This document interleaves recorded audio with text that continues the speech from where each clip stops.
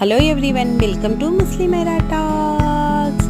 ఈ వెండి చైన్ చూడండి ఎంత యూనిక్గా ఉందో. ఎందుకంటే ఇది చాలా చాలా బాగుంది. మనకి గోల్డ్ రిప్లికా అన్నమాట. తర్వాత ఇక్కడ బాబుకి చిన్న రింగు కూడా తీసుకున్నారు చూడండి.